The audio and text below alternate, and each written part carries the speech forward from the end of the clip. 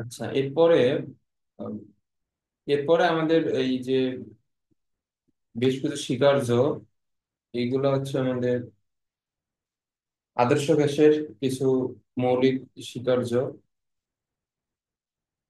এইগুলো পরিবেশ রসায়নে সেম জিনিসও লেখা আছে।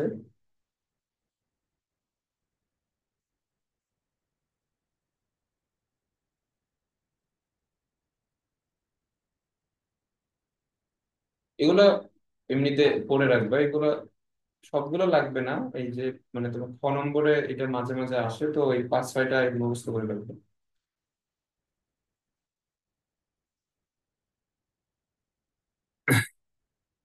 ওকে, এগুলো এমনিতে পড়লেই বুঝতে পারবা। আর আমরা এগুলো পরিবেশ রসায়নে তো অলরেডি পড়ে আসছি। এগুলো 6 নম্বরের জন্য এগুলো পড়ে রাখবো। আচ্ছা, এখন আমাদের যে টপিকটা এটা হচ্ছে আমাদের সিআরএমএস বেগ বা গড়। এটা একটা গড় বর্গ বেগ, আর একটা আছে গড় বেগ, আর একটা হচ্ছে বর্গমূল গড় বর্গ বেগ। এই যে বর্গমূল গড় বর্গ বেগ বা CRMS root mean square velocity, এটাকেই আমাদের মেইনলি বলা হয় সিআরএমএস বেগ। ওকে, তো এখন গড় বেগটা কি আসলে? গড় বেগ হচ্ছে যে,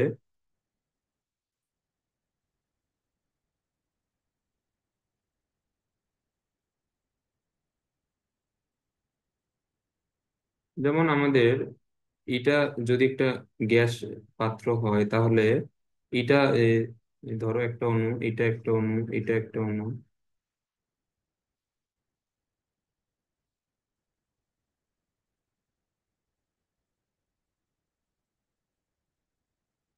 এখন আমাদের এই গ্যাস পাত্রের মধ্যে যেটা হয় এটা হচ্ছে, ধরো এই অণুর বেগের এখানে ডিরেকশন হচ্ছে এইদিকে, এইটার বেগের ডিরেকশন হচ্ছে এইদিকে, এইটার এই দিকে, এইটার এই দিকে, এইটার এই বরাবর, এইটার এই বরাবর, আর এইটার এই বরাবর, এইটার এই বরাবর, এটাই দিকে। তো এক একটা অণুর বেগের ডিরেকশন কিন্তু এক এক দিকে। তো বেগ হচ্ছে আমাদের এখানে, বেগ কিন্তু আমাদের একটা ভেক্টর রাশি, আমরা তো জানি। তো এখন এক এক একটা অণুর ক্ষেত্রে বেগের ডিরেকশন হচ্ছে এক এক রকম, এবং এখন যেহেতু এখানে অসংখ্য অণু পরমাণু আছে, তো এখন এই যে আমি যদি এইটা একটা যে অণু আছে, তুমি এইটাকে একটু চিন্তা করো। এই যে এখানে মাঝখানের একটা অণু, এ যদি গতিশীল হইতে চায় তাহলে সে কিন্তু এই চারদিক থেকে বাধাপ্রাপ্ত হবে, মানে অন্য অসংখ্য অণুর সাথে তার ধাক্কা লাগবে এবং তার বেগের ডিরেকশন কিন্তু প্রতিবারই চেঞ্জ হইতে এ, থাকবে। কিন্তু তাহলে এইখানে গ্যাসের অণুপরমাণু গুলার যে বেগ, এগুলাকে কি আমরা সমবেগ বলতে পারবো? এগুলোকে কিন্তু সমবেগ বলা যাবে না, কারণ এক একটা এক এক রকমের তোমার ডিস্টেন্স ট্রাভেল করবে এবং তাদের বেগের ডিরেকশন এক একটার এক এক রকম। তাহলে এখন এখানে প্রতিটা গ্যাসের অণুপরমাণু কিন্তু তারা বিভিন্ন বেগে ছোটাছুটি করতেছে। তো এখন এখন এখানে হাজার হাজার অণুপরমাণু এবং প্রতিটার জন্য বেগের মান ডিরেকশন প্রতিটাই ভিন্ন ভিন্ন। তাহলে আমরা এখানে কিন্তু ওইভাবে প্রতিটার জন্য তো ভিন্ন ভিন্ন বেগ এখানে হিসাব করা তো সম্ভব না। জন্য আমরা এখানে আহ সবগুলার একটা মিলিত বেগ এখানে আমরা কাউন্ট করি, যেটাকে বলা হয় গড় বেগ আর কি। তো এখন গড় বেগটা কি? এখানে গড় বেগ হচ্ছে যে,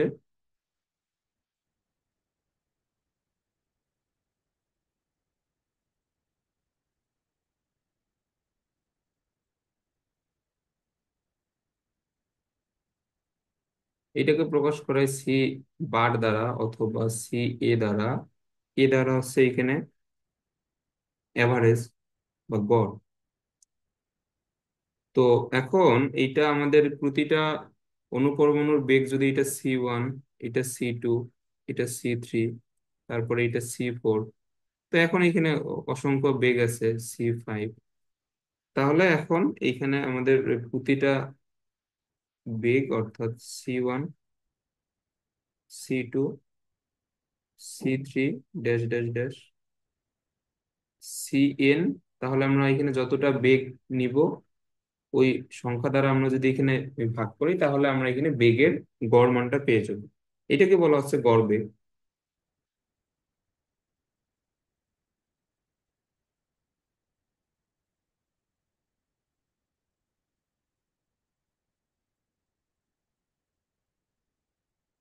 এগুলার কোনো এখানে ব্যবহার নাই আমাদের এই চ্যাপ্টারে, কারণ এই গড় বেগ এটা জীবনেও বের করতে বলবে না।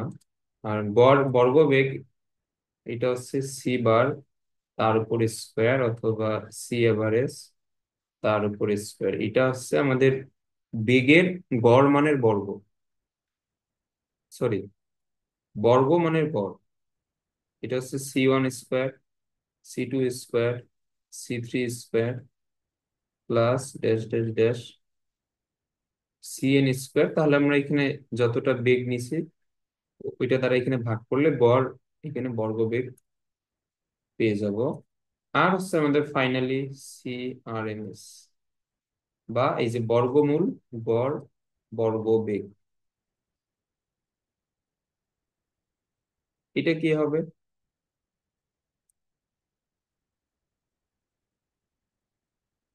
এটা হচ্ছে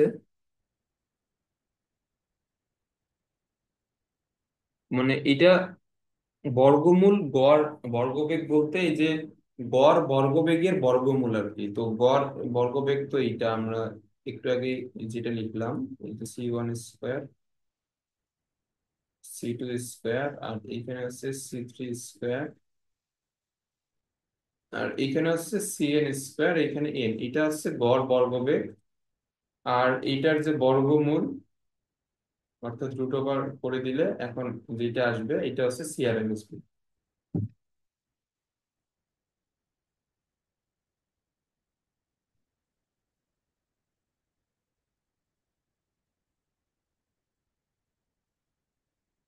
ওকে।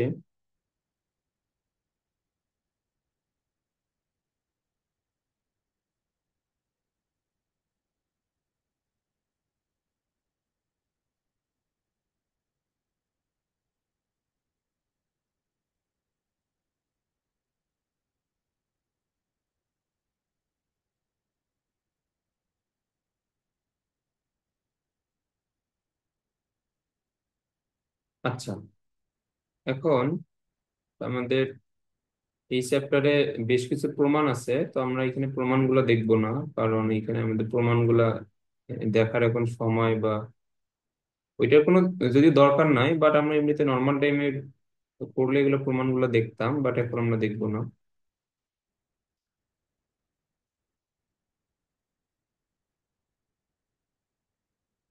আচ্ছা,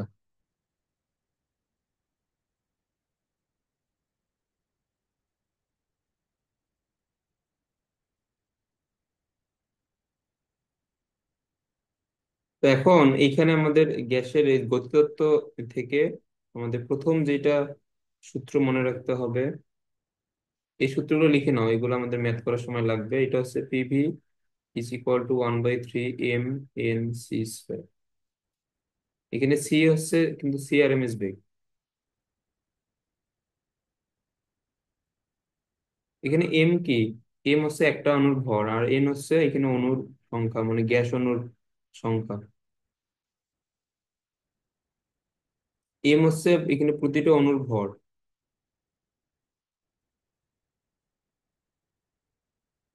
আচ্ছা, এটা একটা সূত্র।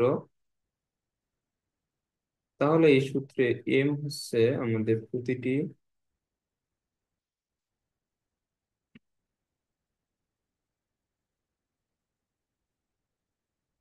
অণুর ভর, আর এন হচ্ছে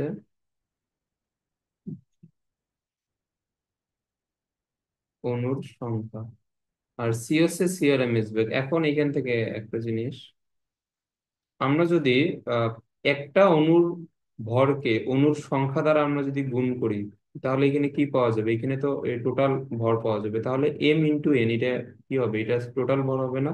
মানে একটা অণুর ভরকে যদি অণুর মোট সংখ্যা দ্বারা গুণ করি, তাহলেই তো এখানে টোটাল অণুর সংখ্যাতে পাওয়া যাবে। তাহলে এটা হবে m c²।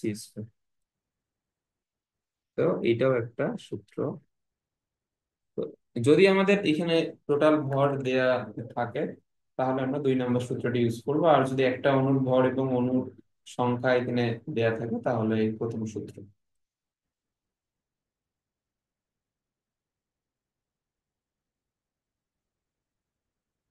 ওকে, এখন আবার এখানে খেয়াল করো, এখানে ভি কিন্তু আমাদের ওই গ্যাস পাত্রের টোটাল আয়তন।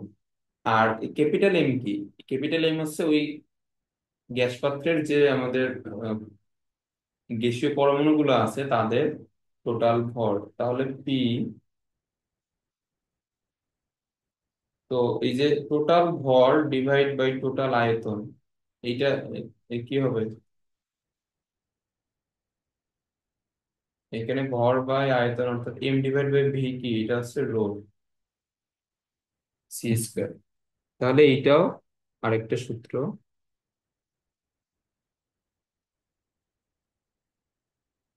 Okay, তো এখন আমরা এখানে এই তিনটা সূত্র, এই তিনটাই কিন্তু অবশ্যই মনে রাখতে হবে।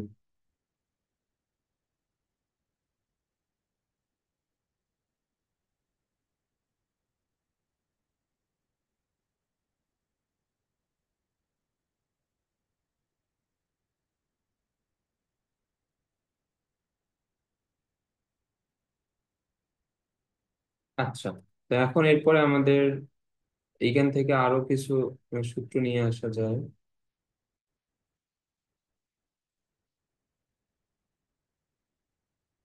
যেমন আমরা তো, এটা তো আমরা দেখলামই যে আমাদের যেটা প্রথম সূত্র, অর্থাৎ PV is equal two m1/3 mn c²। আচ্ছা, তাহলে আমরা এখান থেকে কি লিখতে পারবো? যে 1/3, এখানে ক্যাপিটাল m c², যেটা 2 নম্বর সূত্র হিসেবে আমরা শিখলাম। এখন এখানে খেয়াল করো, পিভি এখানে 1/3, এখানে হাফ টোটাল ভর ইন্টু টোটাল যে বেগ, অর্থাৎ সিআরএমএস বেগটা। তাহলে এখানে আমরা দুই, এখানে এখানে ভাগ করছি, আবার 2 দ্বারা গুণ করলাম। তাহলে এই 2 আর 1/3 মিলে 2/3।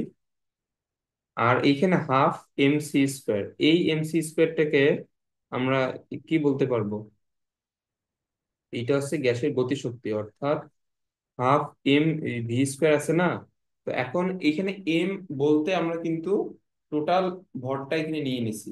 আর সি, এখানে সিআরএমএস বেগ বলতে কিন্তু বর্গমূল গড় বর্গবেগ, মানে এই বেগটা কিন্তু প্রতিটা অনুপরমাণুর জন্য এই বেগটা, মানে টোটাল গ্যাস পাত্রটাকে আমরা যদি এখানে চিন্তা করি, তাহলে তার প্রতিটা অনুপরমাণুর বেগ হচ্ছে সিআরএমএস বেগটা।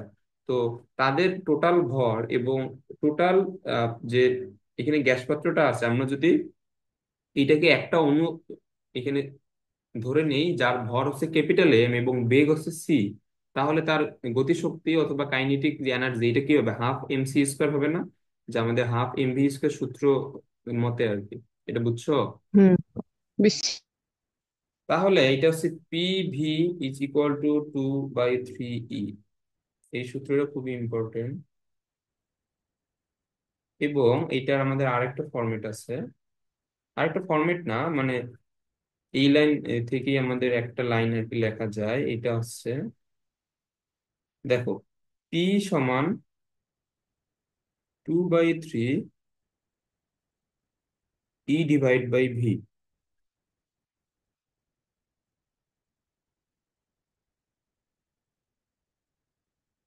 এখন ই যদি টোটাল গতিশক্তি হয়, E/V কে আমরা কি বলবো? এটা হচ্ছে একক আয়তনের গতিশক্তি।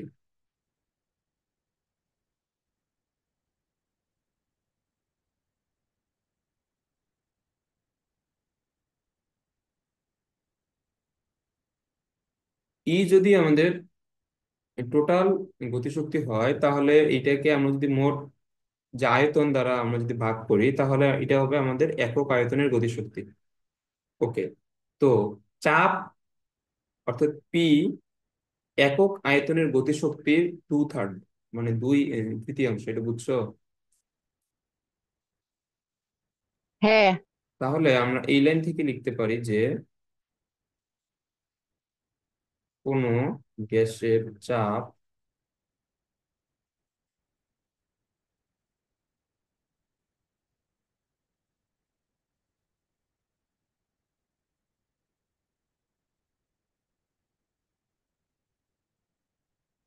তার একক আয়তনের গতিশক্তির,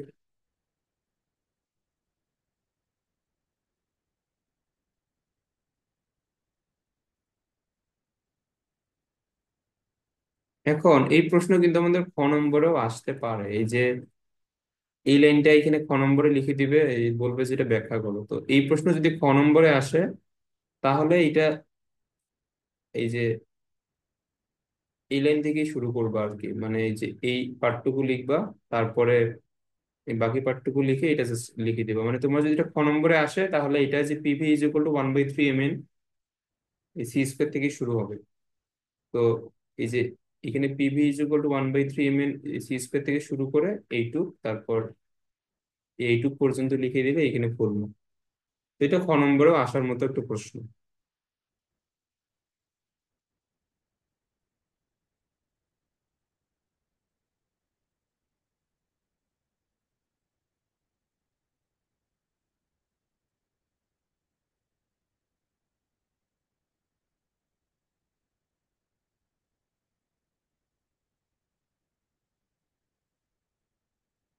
আচ্ছা, এরপরে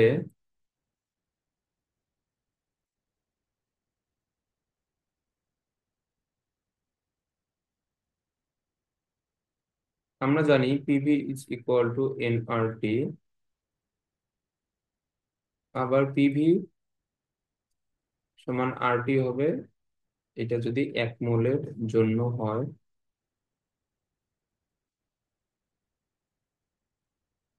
আচ্ছা, এটা হচ্ছে 1 মোলের জন্য।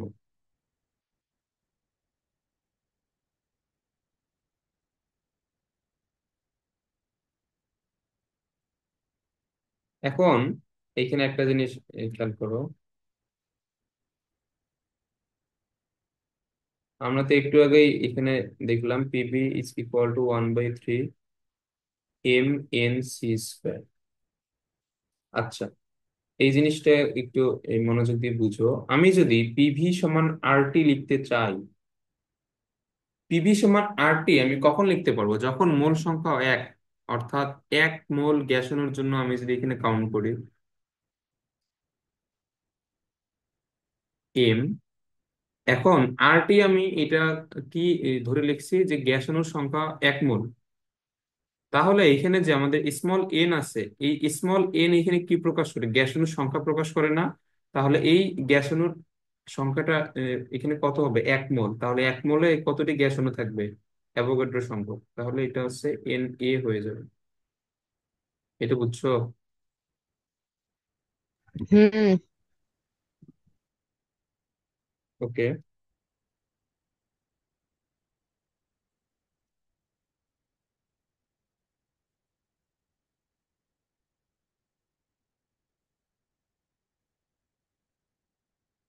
আচ্ছা, এরপরে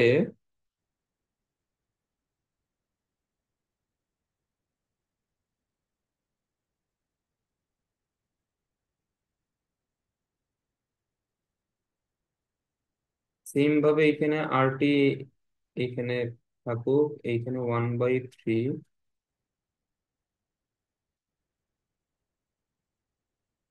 আচ্ছা, এখানে এম, এখানে এন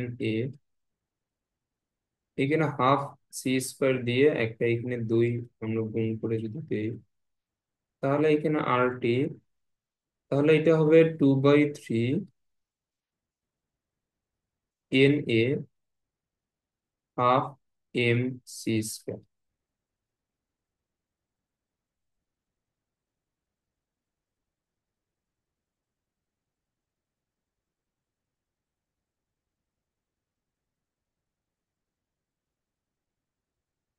ওকে,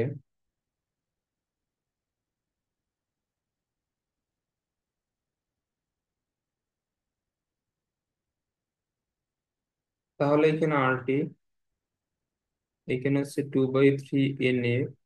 এই যে হাফ MC স্কোয়ারের জায়গা আমরা কি লিখতে পারবো? আমরা লিখতে পারবো ই।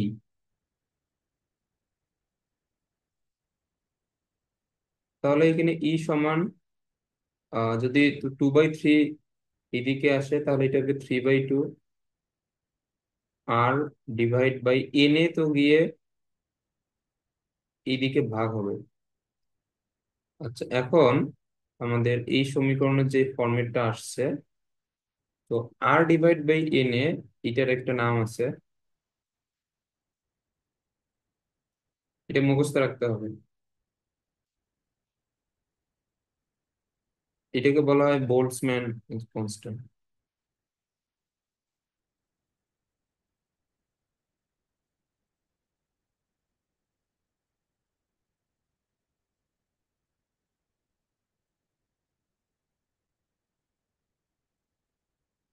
এটা হচ্ছে বোল্টজম্যান ধ্রুবক বা বোল্টজম্যান কনস্ট্যান্ট। ওকে, তো এখন এটাকে প্রকাশ করা হয় কে দ্বারা? তো এটা তুমি দেখতে পারো, আর এর মান 8.314, আর অ্যাভোগাড্রো সংখ্যা দ্বারা এটাকে ভাগ করে দাও, তাহলে এটা 1.38 10^23 মেবি আসে। হ্যাঁ, এটা আসবে 1.38 10^23।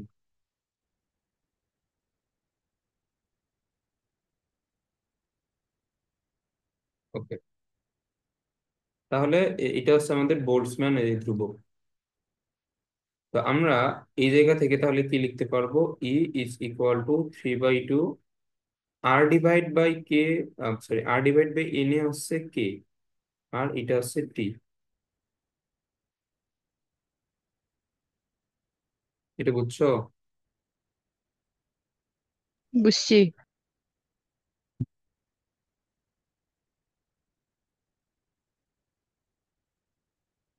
ওকে, তো এগুলা সূত্র আমাদের অবশ্যই এগুলা এখানে মনে রাখতে হবে।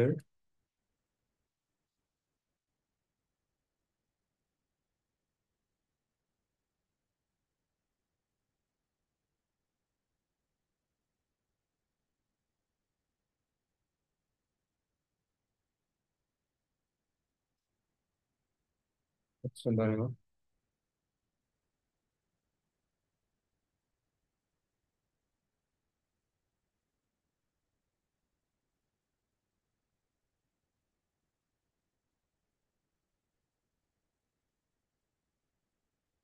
এখন এখানে এই খেয়াল করে একটা জিনিস, আমরা যে এখানে হাফ MC² লিখলাম, মানে যে এই পার্টটুকু হাফ, এটা হচ্ছে small m C²। Small m এখানে কি? স্মল m হচ্ছে কিন্তু একটি অণুর ভর, তাহলে যে হাফ স্মল m C², এটা কি হয়েছে এখানে? এটা হচ্ছে একটি অণুর গতিশক্তি।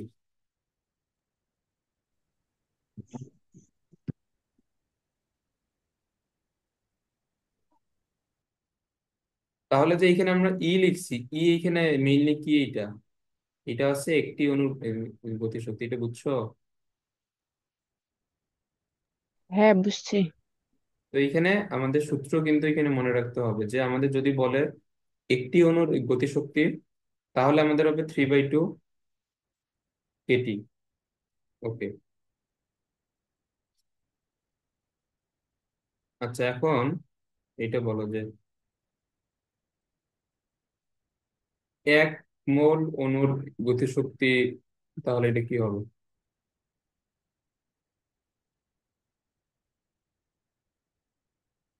1 মোল অণুর এখানে গতিশক্তি, তাহলে 3/2 KT। 1 মোল যদি এই বলে, তো এখন এখানে আমাদের এই যে অ্যাভোগাড্রো সংখ্যা গুণ হবে না? অ্যাভোগাড্রো সংখ্যাতে গুণ হবে যদি এক হুম। মোল সংখ্যক বলে। এখন এই খেয়াল করো, এখানে এখানে 3/2, কে মানে কি? কে মানে হচ্ছে R/NA, টি, আবার ইন্টু NA। তো এখানে এন এ এই বাদ যাবে। যদি 1 মোল বলে তাহলে এটা হবে 3/2 RT। এটা হচ্ছে ই। এটা এটা মনে রাখবে। এখন তুমি যে কোনো একভাবেই এটা মনে রাখতে পারো যে একটি অণুর গতিশক্তি যদি 3/2 kT হয়, তাহলে 1 মোল যদি বলে তাহলে আমাদের এখানে ওই যে অ্যাভোগাড্রো সংখ্যা গুণ হবে। আর এখন যদি আমরা এখানে অ্যাভোগাড্রো সংখ্যা গুণ করে বোল্টজম্যান এই ধ্রুবকের মানটা যদি বসায় দিই, তাহলে এন এ বাদ যায়, তাহলে এটা হয় আমাদের 3/2 RT। তাহলে তুমি যে কোনো একটা এখানে মনে রাখতে পারো। তাহলে এখানে 3/2 RT হচ্ছে 1 মোল অণুর গতিশক্তি। ওকে,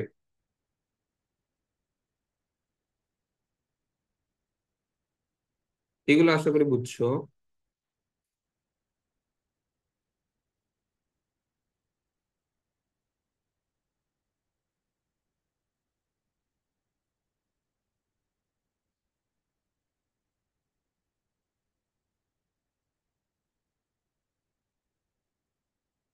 এখন দেখো এইটার এই ভাষার আমাদের এখানে কিন্তু চেঞ্জ হইতে পারে।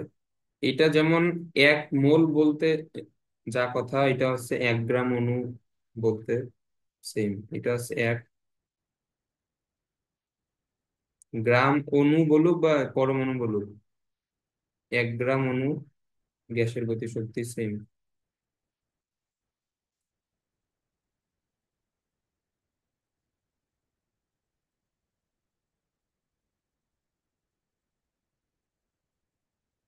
এটা হচ্ছে 1 গ্রাম অণু গ্যাসের গতিশক্তি।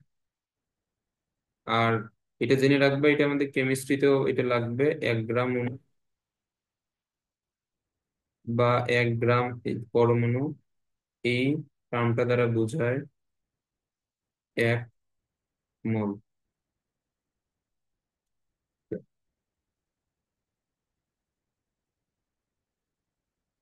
আচ্ছা, এগুলো সবগুলো লিখে নিছো? নাহলে ম্যাথ করার সময় এগুলো কিন্তু আবার ভুলে যাবো। নিছি।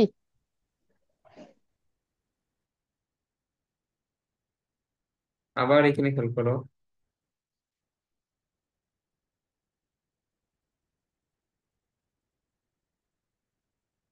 আমরা এখানে কি লিখছি? PV 1/3 capital M C square. তাহলে আমাদের এই যে আমরা যদি এখন 1/3 M V দ্বারা যদি আমরা ভাগ করি, তাহলে এটা আসবে রো C স্কোয়ার। তাহলে C স্কোয়ার সমান কি হয়? 3P/রো। তাহলে সি বলতে এখানে আমাদের মেইনলি বোঝায় CRMS বেগ। তাহলে CRMS বেগ হবে 3P/রো। এই যে আমাদের এই সূত্রটাও, এটাও কিন্তু মুখস্থ রাখতে হবে যে এখানে CRMS বেগ সমান আছে 3P/রো √ওভার।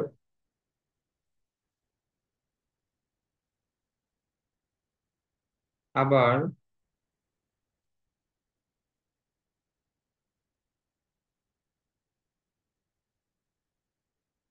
এখানে P/3, সরি, পিভি সমান 1/3 M CRMS বেগের উপর স্কোয়ার।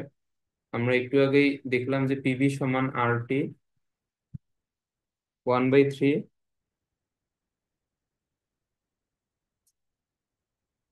এখানে হচ্ছে M C স্কোয়ার।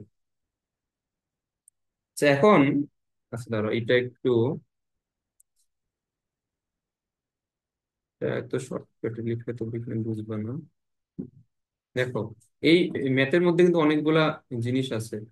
এগুলো আবার নিজে নিজে প্র্যাকটিস করবা লিখে লিখে, তাহলে দেখবে যে এগুলো একদম ক্লিয়ার হয়ে গেছে। আমাদের মেইন সূত্র হচ্ছে PV = MN C স্কোয়ার।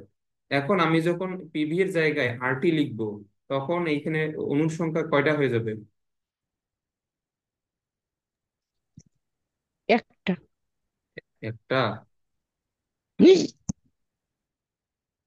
1 মোল মানে পিভি সমান RT আমি কখন লিখতে পারবো? আমাদের মেইন সূত্র কি? PV = NRT না? তো আমি এই পিভি সমান RT কখন লিখতে পারবো? যখন এন এর মান হবে 1 মোল। তো আমি যখন এখানে পিভি সমান আরটি লিখলাম, তখন এন আমাদের কি হয়ে যাবে? এন হয়ে যাবে 1 মোল, অর্থাৎ অ্যাভোগাড্রো সংখ্যা।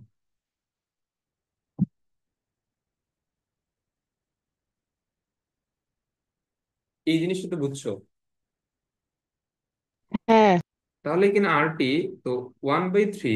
আচ্ছা, এখন দেখো আমরা একটু আগে যখন এই বিভিন্ন সূত্রগুলো লিখতেছিলাম, তখন আমরা লিখছি যে এম এন মানে স্মল এম ইন্টু এন, এটা কি? এন হচ্ছে আমাদের এখানে টোটাল অণু বা পরমাণুর সংখ্যা, আর এম স্মল এম হচ্ছে একটা অণুর ভর। তাহলে এই যে এন আর এম মিলে এটা কি হবে? এটা হচ্ছে টোটাল যে পরমাণুর ভর ওইটা। এখন আমি যদি এই যে একটা অণুর ভরকে এখানে অ্যাভোগাড্রো সংখ্যা দ্বারা গুণ করি, তাহলে যে ভরটা পাবো, আমি যে এখানে এখানে যে এখানে ক্যাপিটাল এম লিখলাম, এই যে 1 মোল অণুর ভর কি, আমি এখানে ক্যাপিটাল এম লিখলাম। 1 মোল অণুর এই ভরকে বলতো কি বলে? আমাদের যে কোনো গ্যাস বা আমাদের যে কোনো জিনিসের 1 মোলের ভরকে কি বলে? মানে এই জিনিসটা বুঝছো যে এখানে যে এম ইন্টু স্মল, সরি, এখানে এই যে স্মল এম ইন্টু অ্যাভোগাড্রো সংখ্যা, এটা কি? এটা 1 মোল পরমাণুর ভর না? এটা বুঝছো? হ্যাঁ, তো বুঝছি। 1 মোল অণুর ভরকে আমাদের কি বলে? এটা হচ্ছে আণবিক ভর। 1 মোল অণু বা পরমাণুর ভরকে আমরা তো তার আণবিক ভর বলবো, কারণ আমাদের 1 মোল পরিমাণে অ্যাভোগাড্রো সংখ্যক পরমাণু থাকে। আর আণবিক ভর বলতে কোনো অণু বা পরমাণুর 1 মোলের ভরকেই মূলত বোঝায়। এটা বুঝছো যে এইখানে এই এই সূত্রে যে আমরা এমটা ব্যবহার করব, এটা আণবিক ভর। বুঝছি। ওকে, এখন এখানে এখন সি সমান এটা কি হবে? সি স্কোয়ার সমান 3 গিয়ে আর টি এর সাথে গুণ হবে, এম এইখানে ভাগ হবে। তাহলে সিআরএমএস বেগ সমান এটা কি আসতেছে? √3 RT/m। এইটা আমরা কালকে এবং আজকে অলরেডি কয়েকবার লিখছি যে সিআরএমএস বেগের সূত্র √3 RT/m, এটা পরিবেশ রসায়ন থেকে দেখে আসতে বলছিলাম। তো আমাদের এই যে সিআরএমএস বেগটা মূলত এই সূত্র থেকে আসে।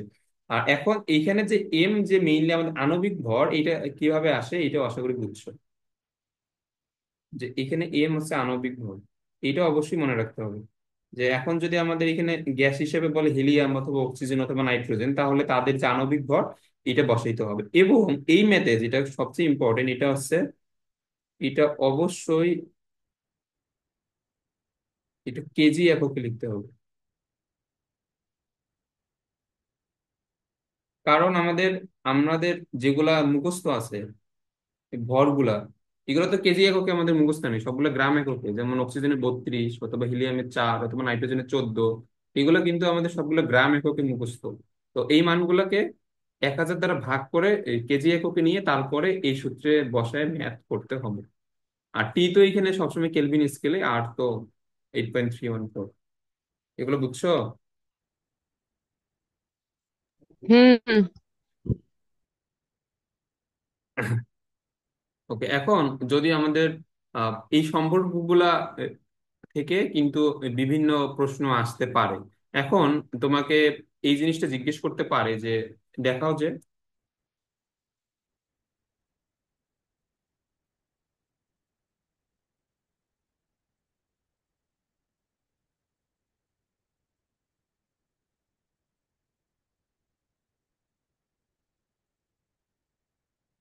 তাপমাত্রার এটা কি হবে? এটা হচ্ছে বর্গমূলের সমানুপাতিক।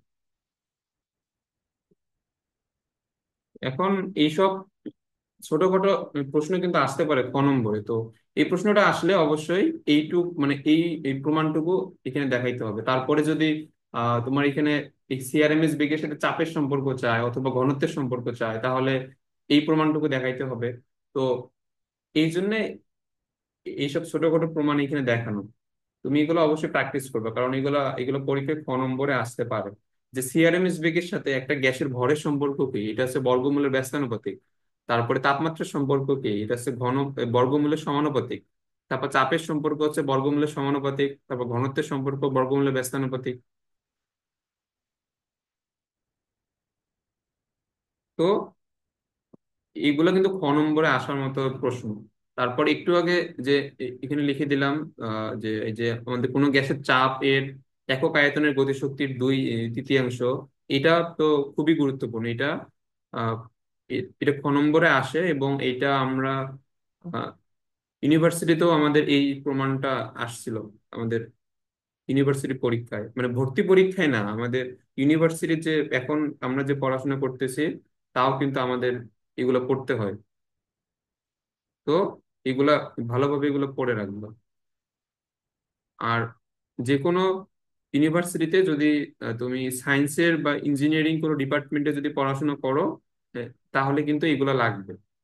ইউনিভার্সিটিতে উঠেও ফিজিক্স পড়তে হয় কিন্তু। তো এইসব জিনিস লাগে। তারপর জৈব রসায়ন, এটা মাস্ট লাগবে, তো জৈব রসায়ন ভালোভাবে পড়ে রাখবে।